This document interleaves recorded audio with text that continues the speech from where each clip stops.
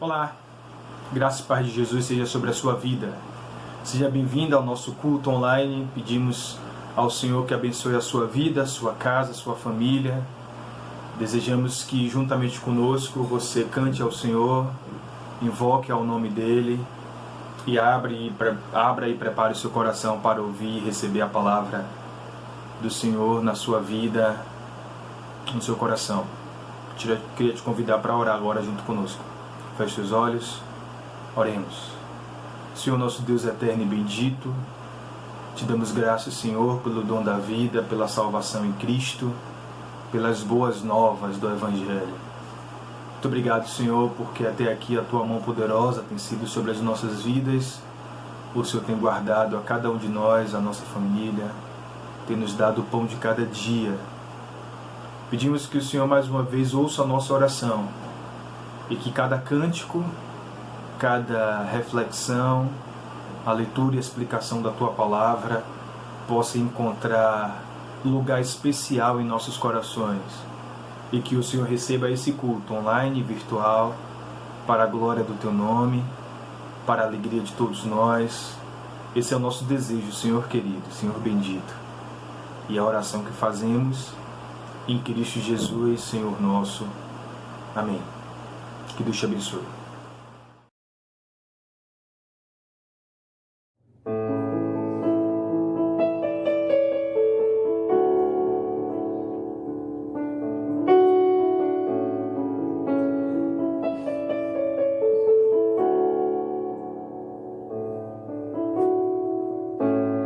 Meu Jesus, Salvador, outro igual não há. Todos os dias quero louvar as maravilhas de Teu amor.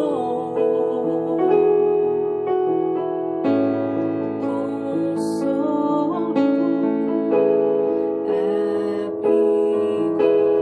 força e refúgio é o Senhor. Com todo o meu ser, com tudo que sou, sempre te adorarei.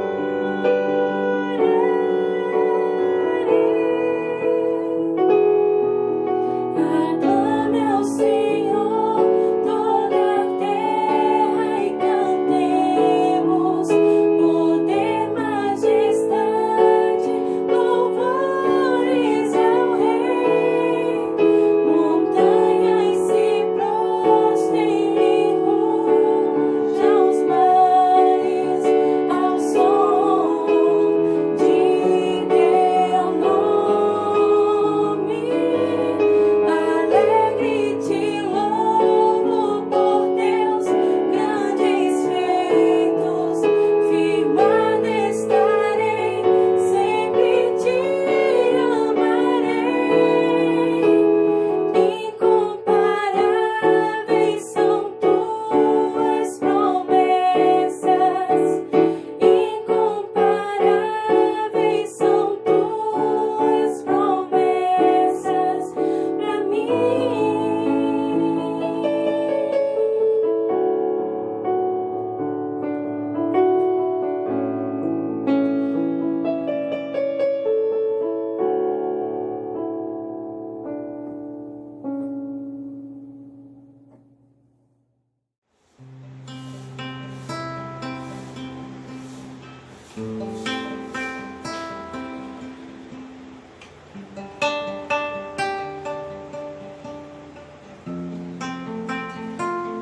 Eis-me aqui nas fraquezas, diante da Tua grandeza.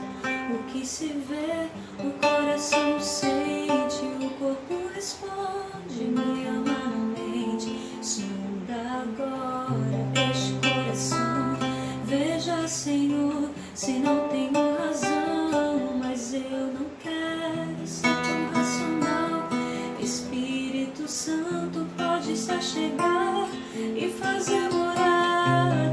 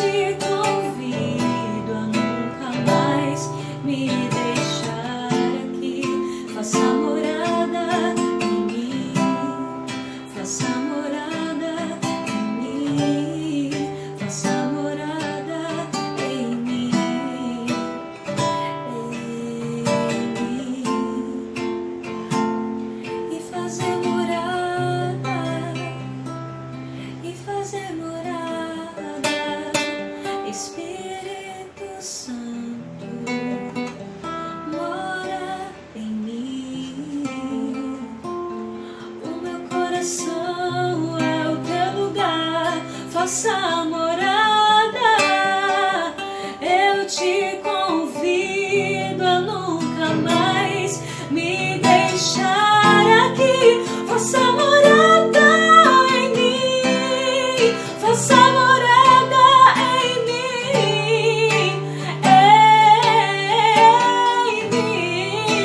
em mim, oh, faça morada em mim, faça morada em mim, faça morada em mim,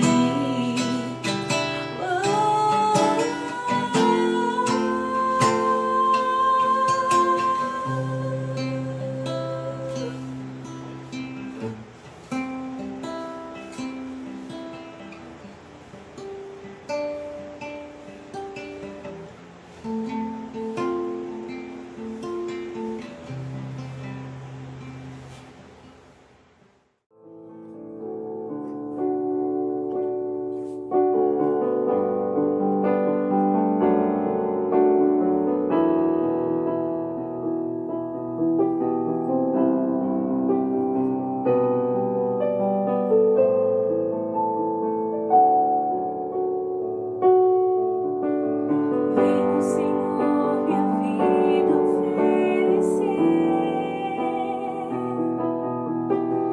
como oferta de amor e sacrifício.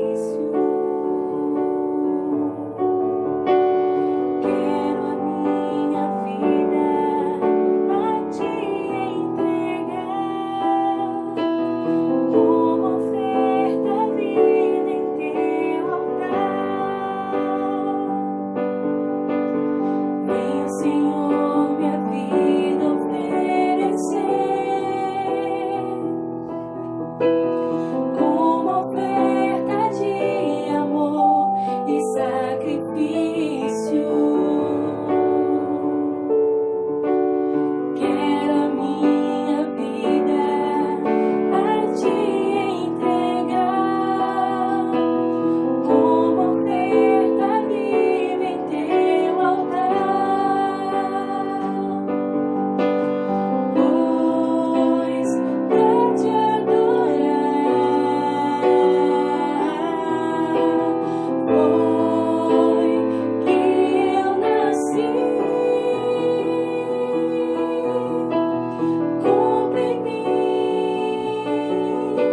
o teu querer,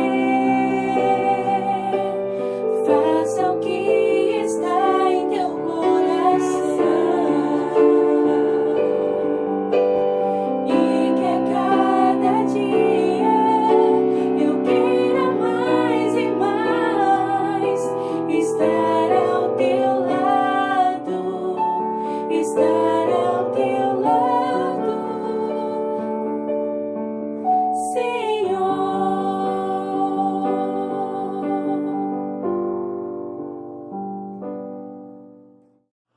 A vida e a obra de Jesus de Nazaré se explica na sua morte.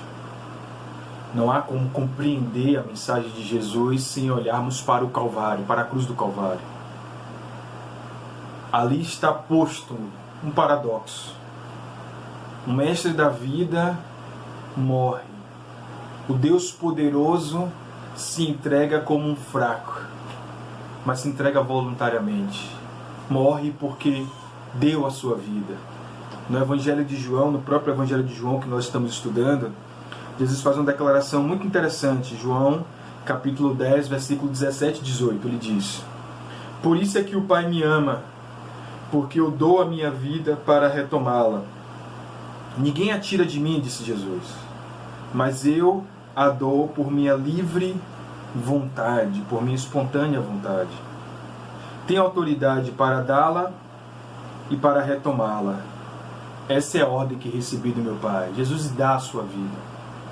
Mas além dessa declaração de Jesus, tem uma outra interessante, logo no começo do Evangelho, feita agora por João Batista, que ao ao encontrar-se com Jesus, disse o seguinte: eis o Cordeiro de Deus que tira o pecado do mundo.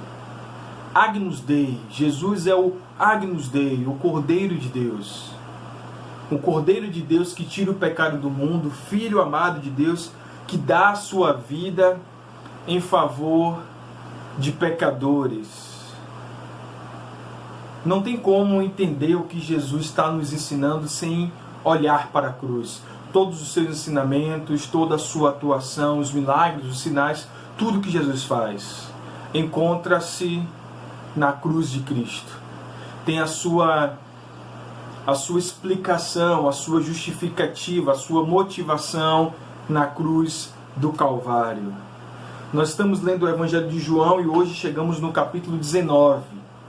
Aqui no capítulo 19 do Evangelho de João, Jesus já havia sido traído por Judas, já havia sido preso pelos soldados e a liderança religiosa de Israel.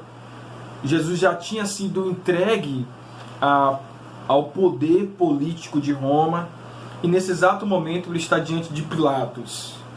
Capítulo 19 começa com uma tentativa de Pilatos de livrar Jesus, como ele mesmo disse, ele não via culpa em Jesus, mas havia uma insistência dos líderes de Israel para crucificar Jesus.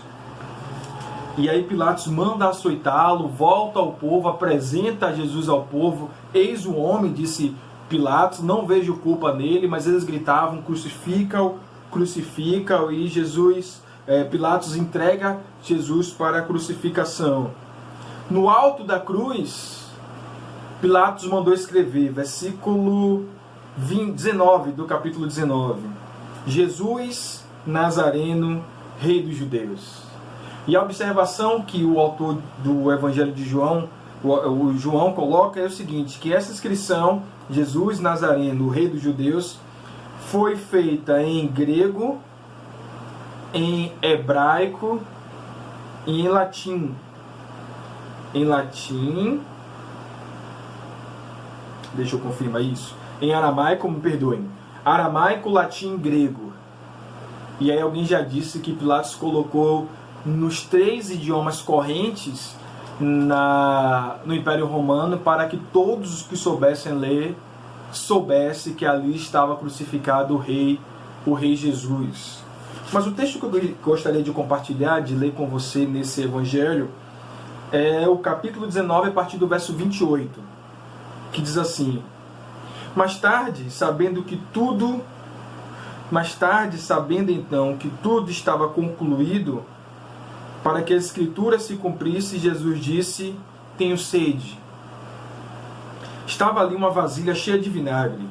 Então embeberam uma esponja nela e colocaram a esponja na ponta de um caniço de esopo e a ergueram até os lábios de Jesus. Tendo-o provado, Jesus disse: está consumado. Com isso, curvou a cabeça e entregou o seu espírito. Última frase de Jesus: está consumado, está concluído. A minha obra terminou. Mas uma pergunta que eu queria provocar para a gente conversar um pouco é: qual foi a obra que Jesus concluiu na cruz? O que é que Jesus veio fazer que teve o seu ponto máximo, o seu ponto conclusivo, a sua realização na cruz do Calvário? Pegando a fala de João e a própria fala de Jesus que eu citei, eis o Cordeiro de Deus e eu entrego a minha vida para retomá-la, nós podemos responder essa questão da seguinte forma: que na cruz de Cristo, o Cordeiro de Deus doa a sua vida para resgatar a vida daqueles que estavam presos no pecado. E é exatamente essa a mensagem. O que Jesus faz na cruz do Calvário é entregar a sua vida, doar a sua vida para resgatar a humanidade de volta para Deus. Essa é a mensagem do Calvário, essa é a mensagem redentiva de Jesus. E essa mensagem Na cruz, no que Jesus faz, ele nos apresenta a ação de Deus salvando e resgatando toda a humanidade. O que Jesus faz, o que Jesus veio fazer, foi, na verdade, pregar, anunciar uma mensagem do amor de Deus, do poderoso amor de Deus na direção dos seres humanos distantes e pecadores. Na cruz de Cristo, na cruz do Calvário, o Deus eterno responde, dá uma resposta de amor ao problema da humanidade. Mas quais seriam esses problemas? Primeiro, a resposta que Jesus dá na cruz do Calvário é uma resposta de Deus ao problema do pecado. Sim, porque o que a Bíblia diz é que todos pecaram, todos nós. Não há um só sobre a terra que não seja pecador. O pecado é esse vírus, já que estamos em época de pandemia, podemos compreender o pecado como esse vírus que se alastrou e alcançou a todos. E a Bíblia fala que todos os que pecam, todos os que contraem esse vírus mortal do pecado morrem. Toda alma que peca morre. E ao deparar-se com a humanidade contaminada, distante, pecadora, Deus envia o seu Filho. Jesus de Nazaré invade a história da humanidade como uma resposta de Deus também ao problema do pecado. Porque o problema do pecado é um problema que o ser humano tem com Deus. E sendo um problema do ser humano com Deus, não há nada que o ser humano possa fazer, porque essa ruptura, essa distância, esse afastamento que o pecado produz, ele é infinitamente maior do que tudo que o ser humano pode fazer ou produzir. E o único que poderia reestabelecer essa comunhão é o próprio Deus. É por isso que Jesus de Nazaré, o Filho de Deus, vem à história como o próprio Deus encarnado para restabelecer a comunhão com os homens pecadores. Então, na cruz de Cristo, o que está sendo pregado e anunciado ali é, na verdade, uma grandiosa ação de Deus que vem deliberadamente na direção de nós, pecadores. Deus estava ali em Cristo consertando um problema grave, que é o problema do pecado. E por que o pecado é um problema? Primeiro, porque o pecado é o símbolo de uma ruptura com Deus. Separado, distante de Deus. O pecado é a evidência, a testemunha, é o sinal de que o ser humano está afastado de Deus. E aí alguém já disse que nós, seres humanos, pecamos porque estamos afastados de Deus. A consequência é essa. Então, somos pecadores não porque pecamos, mas pecamos porque somos pecadores. Só pecamos porque estamos distantes de Deus. Esse é o pecado, estar afastado de Deus, caminhar, trilhar as nossas vidas distantes de Deus. É por isso que quando alguém me pergunta o que de fato é pecado, o pecado é tudo aquilo que nos afasta de Deus, tudo. Não existe uma tabela, uma regrinha. Qualquer coisa que nos afaste de Deus é pecado. O pecado é o símbolo da ruptura com Deus. E quando Jesus vem, ele vem primeiro para restabelecer a comunhão do ser humano com Deus. Mas o pecado também, ele é um sinal da degeneração da imagem e semelhança que a humanidade tem de Deus. O pecado, ele é ruptura, mas é também tudo aquilo que degenera a imagem e semelhança de Deus em nós. Tudo que eu e você podemos fazer que prejudica isso é pecado. Então, o pecado é muito mais do que beber, mas é esse vício que nos leva para esse estado que não faz de nós pessoas semelhantes a Deus. A violência é pecado não apenas porque agredir o outro é errado, mas a violência, a agressão é pecado porque faz com que nos comportemos como bicho, como animais, e não como filhos e filhas amadas de Deus. Então o pecado é isso, é tudo aquilo que degenera, tudo aquilo que faz com que eu e você se pareça com qualquer outra coisa e menos com Deus eterno que nos criou à sua imagem e semelhança. E por fim, o pecado nos separa de Deus porque nos faz sujeitos ao diabo. Quem não serve a Deus, serve ao diabo. Isso é um fato. E não estou falando aqui de religião, de fazer parte de uma religião, não estou falando disso. Estou falando o seguinte: quem não segue as orientações de Deus, seguirá as orientações de qualquer outro. E qualquer outro que seja posto em oposição a Deus, como a segunda opção a Deus, é um demônio, é um diabo. Seja lá qual for, é um ídolo. Por isso Jesus falou que ninguém pode servir a dois senhores, seja lá quem for esse senhor. Porque quem não se submete a Deus, se submete a outra coisa. Uma verdade sobre nós seres humanos é que nós somos seres de adoração. O tempo inteiro estamos cultuando algo. E o convite de Jesus é que você cultue a Deus, o único digno de ser adorado. E não cultue a sua vida, os seus prazeres, outros deuses, qualquer outra coisa que nós seres humanos podemos produzir. Porque tudo isso é um ídolo. Tudo isso ocupa o lugar de um demônio, de um ídolo. E todas essas coisas fazem oposição a Deus. Então, o pecado, um dos sinais do pecado é isso: trocar o nosso relacionamento com Deus com qualquer outra coisa. E Jesus veio nos libertar disso. Jesus veio nos libertar dessa separação de Deus. Jesus veio nos libertar dessa degeneração da imagem e semelhança de Deus em nossas vidas. E Jesus veio nos libertar do jugo de qualquer coisa que nos oprime, porque servir a Deus é um sinal de libertação.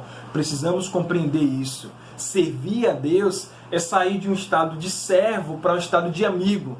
Foi o que Jesus disse: não vos chamo mais de servo, porque os servos não sabem o que faz o seu Senhor, mas eu vos chamo de amigo. Crer em Jesus, entregar o seu coração de Jesus é ser liberto de tudo aquilo que faz de você, de mim, de você, um escravo. E nos coloca nesse lugar de ser amigo de Deus, de andar com Deus. Mas além dessa separação, além dessa ruptura que o pecado faz, Jesus morreu na cruz também para dar testemunho do amor, do poderoso amor de Deus.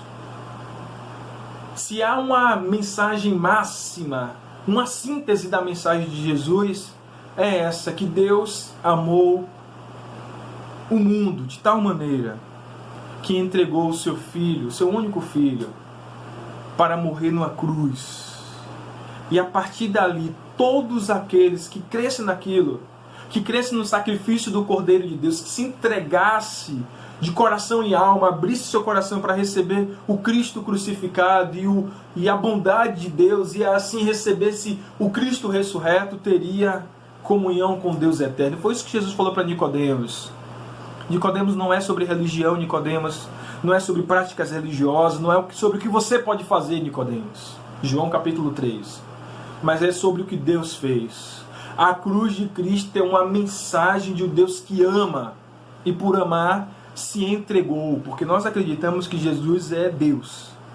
E o que acontece na cruz é um Deus que se entrega em favor dos seus. Uma mensagem de poderoso amor. Poderoso amor. E aí tem um texto de Paulo escrevendo a igreja em Roma, Romanos capítulo 5, versículos 6 e 8, que diz o seguinte: de fato, no devido tempo, quando ainda éramos fracos, pecadores, terríveis, incoerentes, quando ainda éramos inconsequentes, Cristo morreu por nós, pelos ímpios. Dificilmente, disse Paulo, haverá alguém que morra por um justo. Pelo homem bom, talvez alguém tenha coragem até de morrer, né? De vez em quando a gente ouve alguém falando assim: não, pelo meu filho eu morreria, pela minha mãe eu tenho coragem de entregar a minha vida. Mas Paulo fala: mas Deus demonstra o seu amor para conosco, por nós. Cristo morreu em nosso favor, enquanto ainda éramos pecadores. Qual é a mensagem da cruz? O que é que nós estamos aprendendo na cruz? O que foi que Jesus falou que estava consumado na cruz? O que estava consumado na cruz foi uma mensagem poderosa e profunda de um Deus que ama. Que, independente de quem seja você, de como você esteja agora, de como é que esteja arrumadas as suas ideias na cabeça, do que você fez, independente da culpa que você carrega no seu coração, do medo que você tenha, de todas as suas falhas, dos seus altos e baixos, da sua instabilidade independente. O que Jesus está dizendo para mim e para você é que na cruz, Deus demonstrou o mais profundo e perfeito amor direcionado para você. E isso não vem de vós, é dom de Deus, é presente de Deus, é algo que Deus fez pela graça. Nós não merecemos, e não há nada, não se preocupe, não há nada que você possa fazer. Há quem diga o seguinte: não, mas eu preciso consertar algumas coisas na minha vida antes de entregar o meu coração a Jesus. Você não pode fazer nada. Nada do que você pode fazer vai consertar o seu coração. É por isso que o convite de Jesus é: vinde a mim todos vós que estáis cansados. Cansados dessa vida, cansados da culpa, cansados do medo, sobrecarregados de informações, sobrecarregados de tentativas de ir a Deus. Se você está cansado e sobrecarregado, vem a mim, disse Jesus, e eu vou te dar alívio. E eu vou aliviar o seu coração pesaroso, temeroso, legalista, moralista, culpado, dilacerado, sedento, faminto. Vinde a mim. É o convite de Jesus.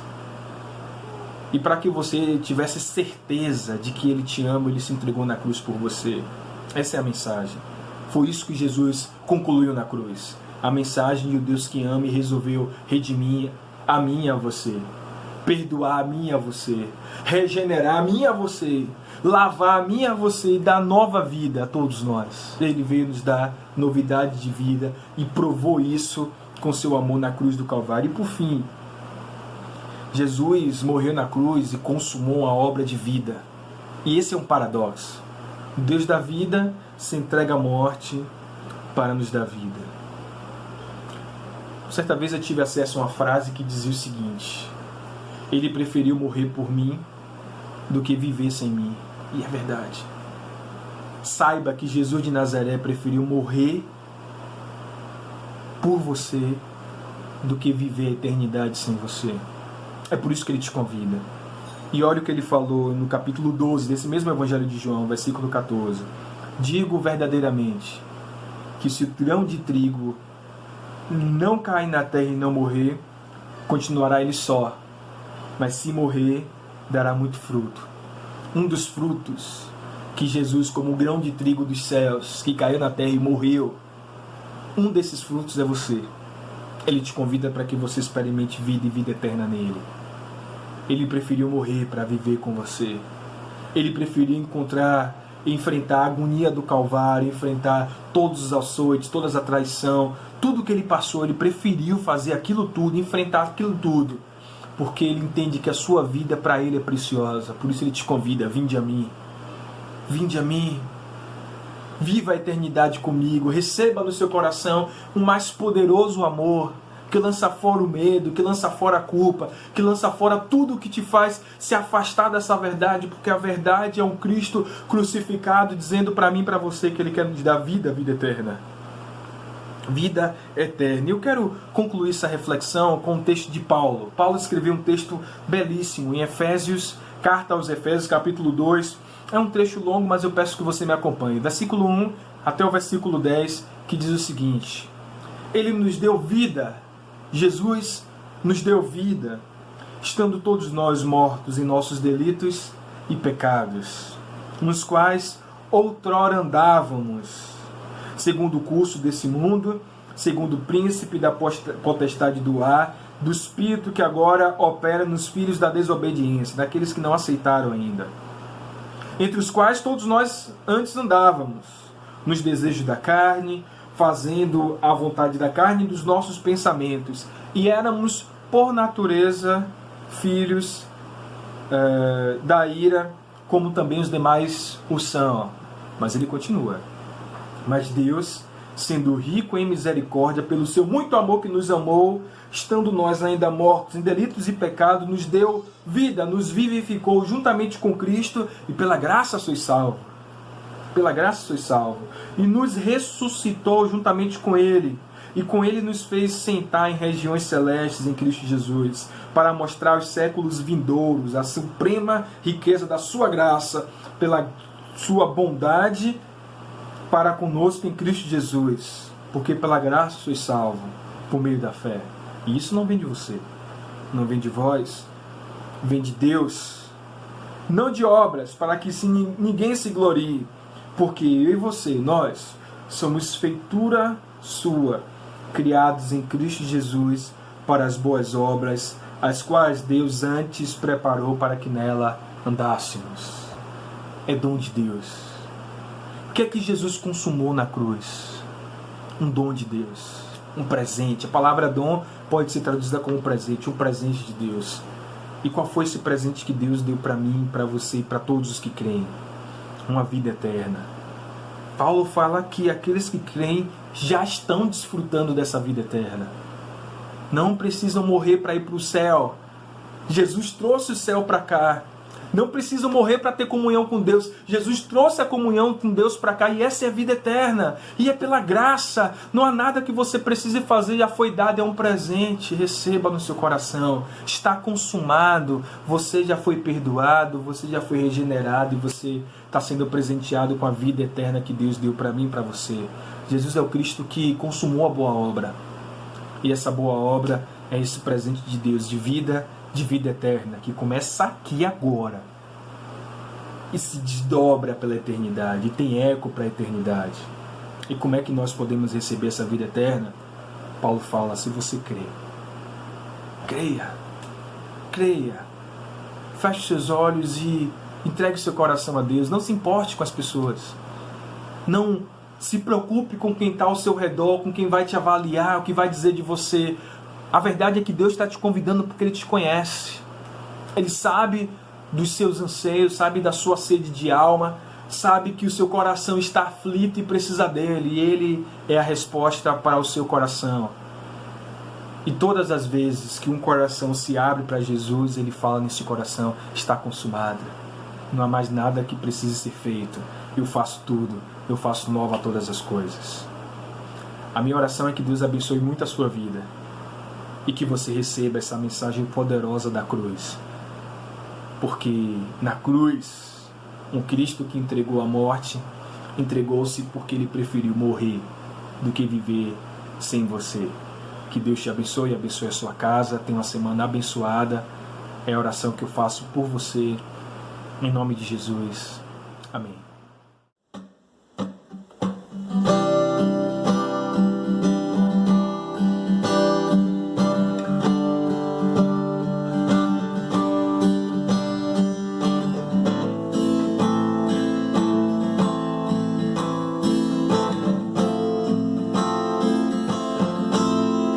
Eu olho para a cruz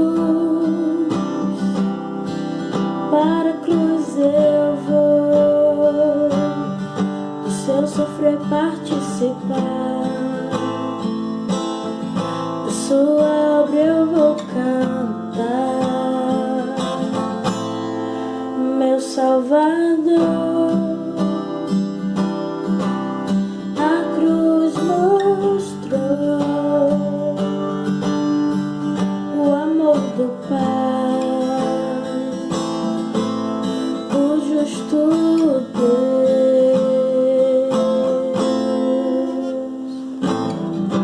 Pela cruz me chamou, gentilmente me atraiu, e eu, sem palavras, me aproximo, quebrantado por seu amor.